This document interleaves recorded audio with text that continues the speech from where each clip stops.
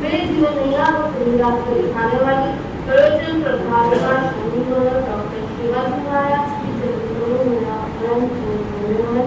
पाठ करने वाली साध्वी रत्ना डॉक्टर शेरी सिंघाया साध्वी रत्नाचार्य जो मैं के चरित्रों आज हमारी चर्चा कौन सी है? सोमप्रभ महाराज जी के द्वारा बताए गए मनुष्य रूपी वृक्ष के 6 फलों की चर्चा हमारी क्या हो रही है? चल रही है, जिसमें से आज कौन सा है?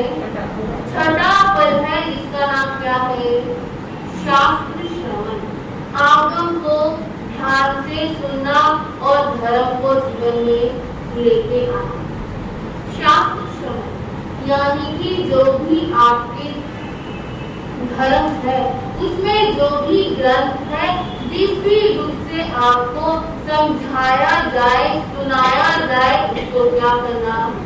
जीवन में लेके आना। हमारे आगमों की भाषा कौन सी है? अर्थ मांगी है, प्राकृतिक भाषा है, लेकिन समझ में किसको आती है? जो पढ़ना जानते हो, अच्छे से समझते हो। जब किसी व्यक्ति को सर्प काट देता है, लेकिन पुराने जमाने में क्या होता था कि कोई सर्प की क्या होती थी? मंत्र विद्या होती थी, उसके कारण उस जहर को क्या करते थे? निकाल देते थे और व्यक्ति को क्या होता था? आनंद महसूस होता था। उसी प्रकार जीवन में आगम का स्थान है। जहरीले पदार्थ मनुष्य के भीतर निरंतर जा रहे हैं, लेकिन वह जब आगमों को नहीं सुनता, आगम में क्या बताया गया है उसका जानकार नहीं बनता, प्रवचन श्रवण नहीं करता, जीवन में धर्म नहीं लाता, तो वो जो है क्या रहता है? अंदर ही अंदर व्यक्ति को खाता जाता है। लेकिन जैसे जैसे वो धर्म करने लगता है, स्टार्ट करता है, तो व्यक्ति के जीवन में क्या होता है?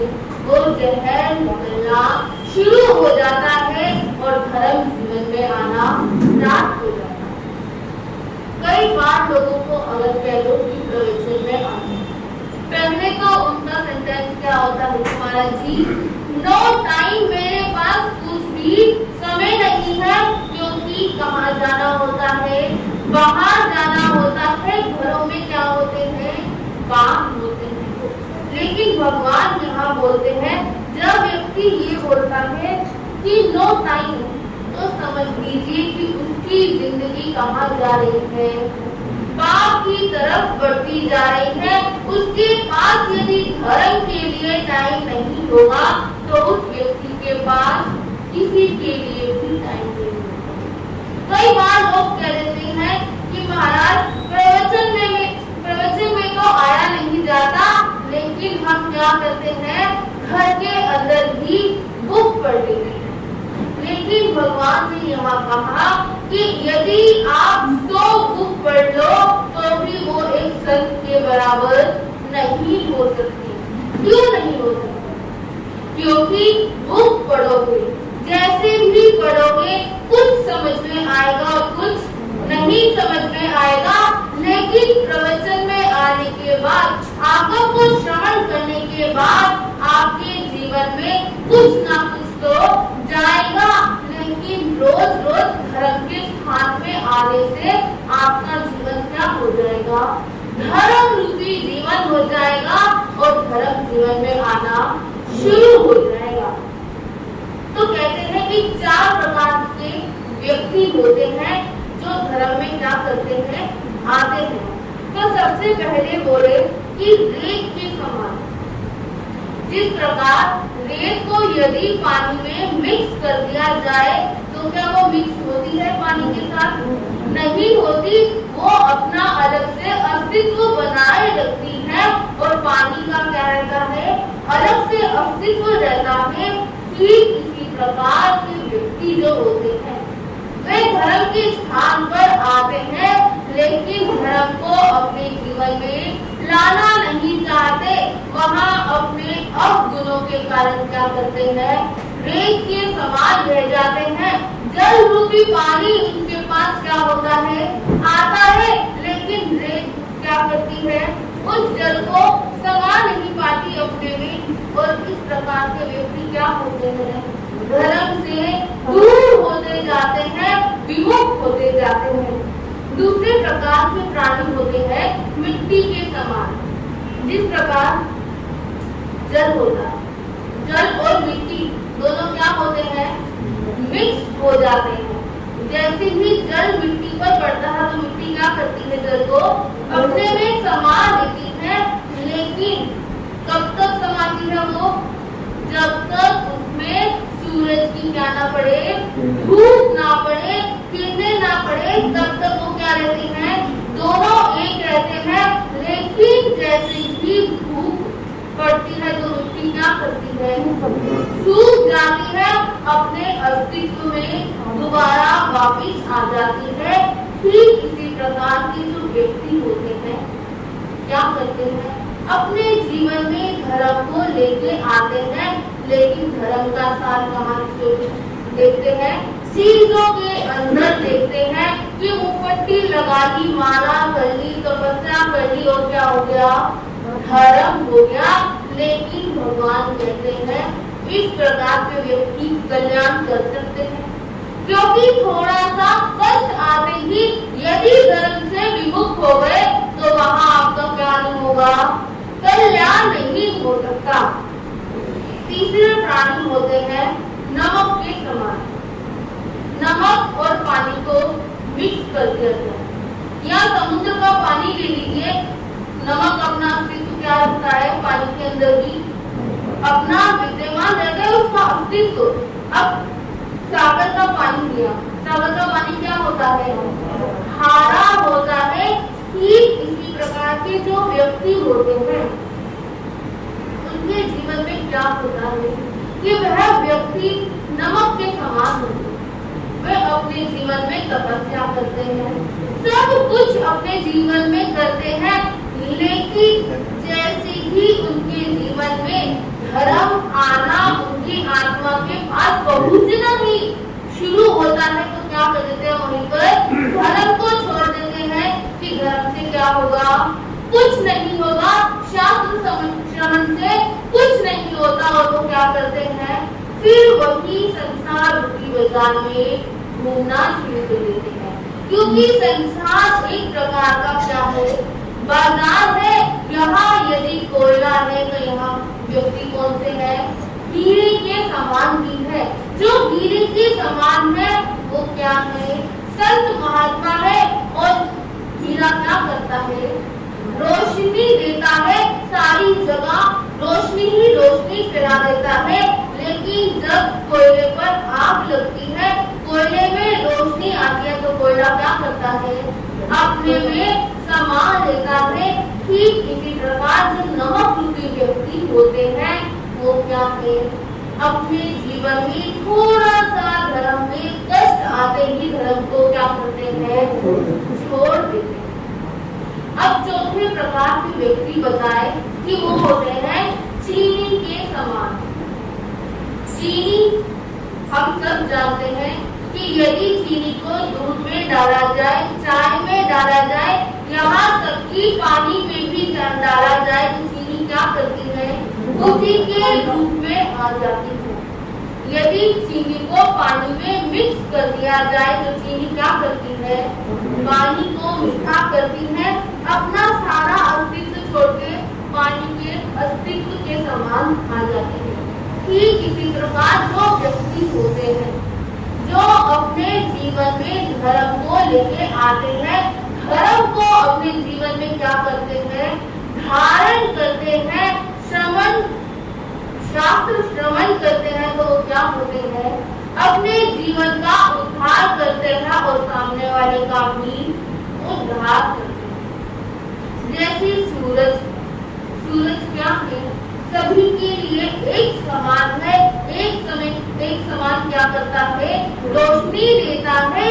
ठीक इसी प्रकार धर्म भी सबके लिए क्या है, समान है, एक रूप में सबको क्या कर रहा है, प्रकाश दे रहा है। लेकिन व्यक्ति उसका क्या करता है?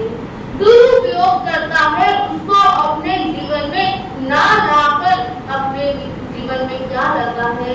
अधर्म को लाता है।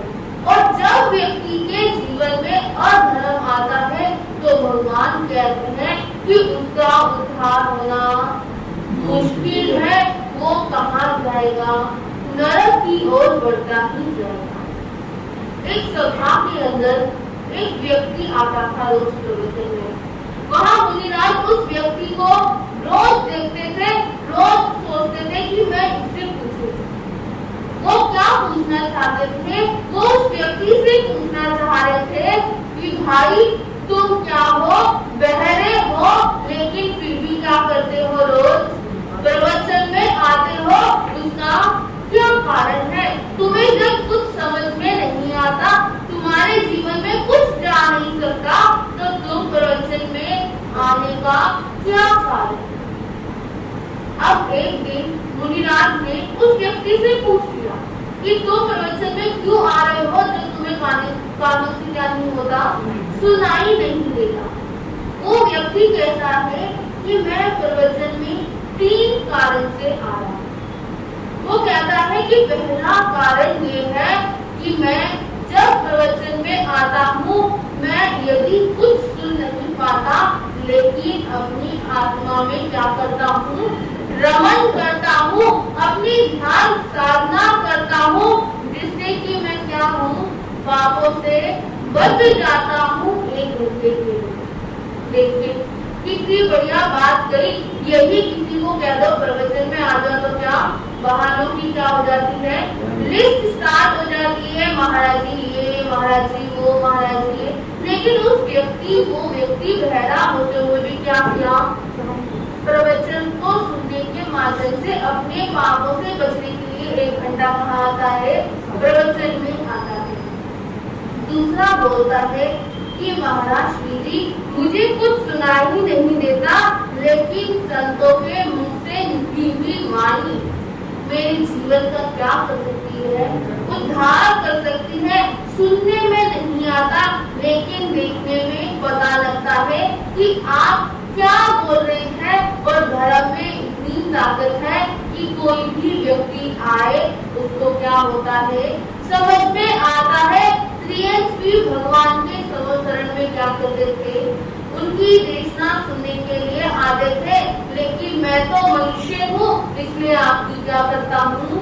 देशना सुनने के लिए आपके पास आता हूँ। फिर वो तीसरा बोलता है कि मैं इसलिए भी आता हूँ, जब मैं आता हूँ तो मैं क्या करता हूँ? मेरे साथ किसी न किसी एक परिवार के सदस्य को लेकर आता हूँ, चाहे कि वो क्या होए? दोबारा वापिस धर्म के स्थान पर आए। चाहे मुझे कुछ सुनाई नहीं दे रहा, लेकिन उस व्यक्ति के जीवन में धर्म का बीज डलना क्या हो जाएगा? शुरू हो जाएगा। देखिए वो तो क्या है? बहरा है। उसको फिर भी धर्म के बारे में कितना मालूम है, कितना उस व्यक्ति को ज्ञान हुआ। लेकिन आज मनुष्य क्या सोचता है कि यदि संत के दर्शन मिल गए तो क्या हुआ? ये तो रोज ही मिलते हैं। देखिए यहाँ भगवान कहते हैं कि यदि आपको किसी संत के दर्शन मिले तो आपकी क्या है? 7 जन्मों का पुण्य है, जिसके कारण आपको क्या मिले? दर्शन मिले। यदि आप दर्शन करके आपकी आत्मा को आनंद मिला तो ये क्या है? 7 जन्मों का पुण्य है, जो आपके क्या हुआ? साथ चला। और वही आपने जीवन में धर्म को सुन लिया तो ये भी आपके 7 जन्मों का पुण्य है। आप जो जरा बार पुण्य करते जाएंगे तो धर्म क्या होगा? जीवन में आएगा। इसलिए कहते हैं धर्म कल्याणकारी है, धर्म की महिमा न्यारी है, किसे ना तुम भुलाओ ना, दिया करे